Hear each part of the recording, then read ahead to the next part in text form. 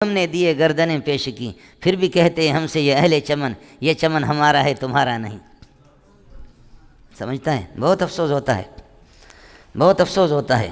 یہ ایرانی بیٹھے ہوئے ہیں، آپ مجھ پہ لعنت بھیجیں، ایران کی عورتیں میرے لیے آدھی رات کو اٹھ کر کے دعائیں کرتی۔ خدا کی قسم مولانا عبدالحمید ایک ایران شہر والا جس کا انتقال ہو گیا، جب میں زاہدان سے گیا استقبال میں، میرے شمس العلوم حقانیہ میں استقبال میں علماء کھڑے تھے، سمجھے؟ آپ کو یاد ہوگا 2005 میں آپ کی طرف سے ایران گیا عالمی مقابلے میں، 6 میں بھی گیا ہوں، سب کو سبحان اللہ، سمجھے؟ یہ اللہ نے آپ کے دیوبندیوں کے مقدر میں نہیں لکھا، خدا نے اس چرواہے کے بیٹے سے یہ کام لے لیا۔ یہ آپ کے کسی بزرگ کے اکابر کہتے رہو، لیکن کسی اکابر کو اللہ نے یہ توفیق نہیں دی۔ یہ اللہ کی مرضی ہے، یختص برحمتہ من یشاء واللہ ذو الفضل العظیم۔ یہ اکابر کو آپ کے نصیب نہیں ہوا، سمجھے؟ خدا نے ان چرواہوں کے بیٹوں سے اللہ نے یہ کام لے لیا، آپ کو معلوم نہیں ہے، سمجھے؟ اس عالمی مقابلے میں گیا، لمبے تھڑنگے عرب ہوتے تھے، شیخ رجب فلانا، شیخ فلانا، شیخ عبدالسلام، شیخ فلانا، سمجھے؟ اتنے تھے، آدمی کہتے علم نکل، کوئی تیاری کسی عرب کی بھی نہیں تھی۔ شیعہ ایسے مضبوط تھے، ایسے مضبوط تھے، مسلم شریف کے ایک روایت میں انہوں نے پکڑ لیا، آپ کے سنیوں کا، سمجھے میں لوں گا كيف تقولون ان الحديث ليس بصحيح ما ان هذا الحديث قد ورد في صحيح مسلم وكل ما ورد في صحيح البخاري او في صحيح البخاري او في صحيح مسلم فهو مسلم فهو صحيح فهذا الحديث صحيح۔ اب بتاؤ تم اس موجب کلیہ کل ما ورد فی صحیحین، صحیحین میں جو بھی حدیث آ جائے فهو صحیح، وہ صحیح ہے، تو نتیجہ نکلے گا فهذا الحديث صحیح۔ اور تم کہتے ہو کہ نہیں یہ روایت صحیح نہیں ہے، یہ صحیح نہیں ہے، یہ موجب جزئی ہے، یہ سالب جزئی ہے، یہ صحیح نہیں ہے۔ سالب جزئی سے تم اپنے موجب کلیہ کو خود توڑ دیتے ہو، تمہارے سنیوں کا اتفاقی موجب کلی ہے کل ما ورد فی الصحیحین فهو صحیح۔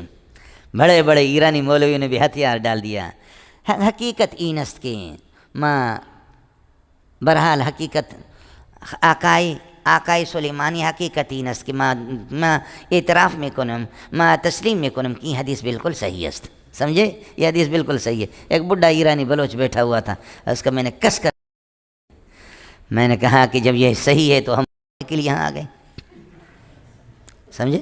سارے سنیوں نے وہ ہمارے منہ پہ تماچا تھا جی، سمجھے؟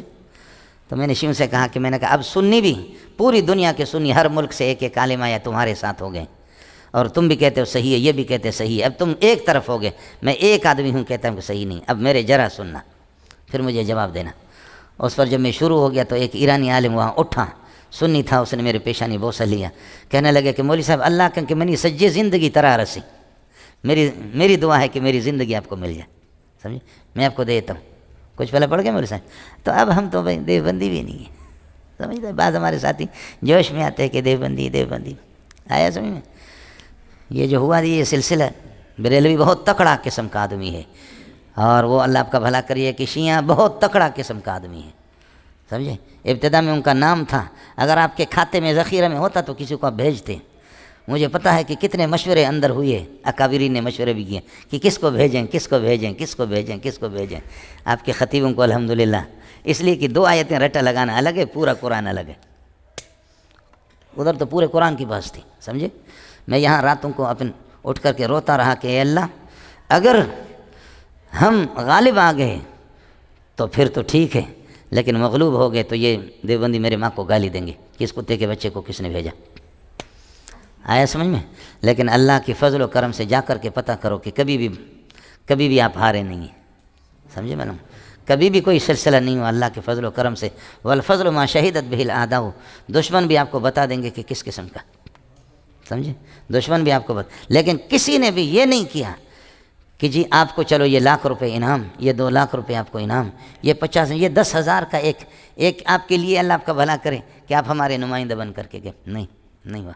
ایک اہل حدیث دبئی میں، سمجھے؟ میں دبئی جاتا رہتا ہوں سیمائی شیشمائی پہ، اس اہل حدیث کو پتہ چل گیا، اس نے میری دعوت کی، خوب کھلایا پلایا، مجھے کپڑے دیے، اسپیشل قسم کا قلم بھی دیا، 1,00,000-1,50,000 روپے اس نے مجھے دی، سمجھے؟ کہا کہ یہ میرے طرف سے، سمجھے؟ اس بنیاد پر، سمجھ شریف میں ہے کہ نہیں؟ استاد سلیم اللہ اور حضرت اقدس علامہ علی شیر حیدری رحمۃ اللہ علیہ، قربان جاؤں دونوں پہ، دونوں بڑے تھے، حضرت تو ہمارے شیخ ہیں، بڑے ہیں، یہ دونوں کی تھوڑی سی ناراضگی تھی، جامع فاروق علی شیر حیدری نہیں آ سکتا تھا، آج بھی وہ گھر موجود ہے، وہ گھر والے بھی موجود ہیں، سمجھے؟ پیرزادہ ضیاء الدین صاحب یہ بھی موجود ہے۔ علی شیر حیدری نے جب میں ایران سے واپس آ گیا تو کہا کہ اللہ کے لیے آپ کی زیارت کرنا چاہ رہا ہوں، چونکہ میں نے علی شیر حیدری سے بھی بہت مشورہ کیا تھا، تو فرمایا آپ سے ملنا چاہ رہا ہوں۔ ہر صورت میں کوئی صورت بناؤ کراچی میں، تو میں سوسائٹی میں جا کر کے علی شیر حیدری سے ملا، میرے استقبال کے لیے کھڑے ہو گئے، سمجھے، میرے پیشانی پہ بوسہ دیا، فرمایا اللہ نے ہمارے اکابرین سے بھی یہ کام نہیں لیا، خدا نے آپ کو بھیجا۔ سمجھ رہی میں کہ نہیں؟ یہ اللہ نے کام لینا تھا تو ہم غریبوں سے اللہ نے لے لیا، سمجھے۔ ہے بڑے دیوبندیت کے چیمپئن بنے ہوئی ہے، سمجھے۔ بعض لوگ اس قسم کی باتیں کرتے ہیں کہ توبہ اللہ توبہ ہے مولوی صاحب، تمہاری مرضی ہوتی ہے مولوی صاحب، سمجھے۔ مولانا عبدالرحیم شر رحمۃ اللہ علیہ بریلوی تھے، شر بلوچوں کا ایک قبیلہ ہے، سمجھے۔ آپ کے پاکستان کے ایک بڑے مناظر سے طے ہو گیا، مجھ سے حضرت اقدس ناراض تھے، اس کو ناراض ہونا چاہیے، ناراض ہو سکتا ہے، وہ ہمارا ابا ہے، قصور تو میرا تھا۔ حضرت اقدس مجھ سے ناراض تھے، لوگ گئے حضرت کے پاس جمعیت والے کہ جی عبدالرحیم شر نے چیلنج دیا ہے، سمجھے، اس کے لیے کوئی عالم، سمجھے۔ تو حضرت اقدس نے آپ کے ایک بہت بڑے مناظر، جو ایسے مناظر لیکن کبھی مناظرہ کیا نہیں ہے اس نے زندگی میں، سمجھے، حضرت نے اس کا نام دیا کہ اس کو، صحیح۔ اور عبدالرحیم شر کو جب پتہ چل گیا، عبدالرحیم ادریس ڈائری رحمۃ اللہ علیہ دونوں کا انتقال ہو گیا، بریلوی عالم تھے، بہت مضبوط قسم کے مدرس تھا۔ عبدالرحیم شر نے کہا کہ پاگل نہ بناؤں تو اپنے ابا کا نہیں ہوں، غضب کا مدرس تھا، واقعتاً وہ مدرس قابل آدمی تھا، لیکن جمعیت والے ساتھیوں نے آخر دیکھا، اخباروں میں بھی آیا، یہ لسویلے میں تھا، سمجھے۔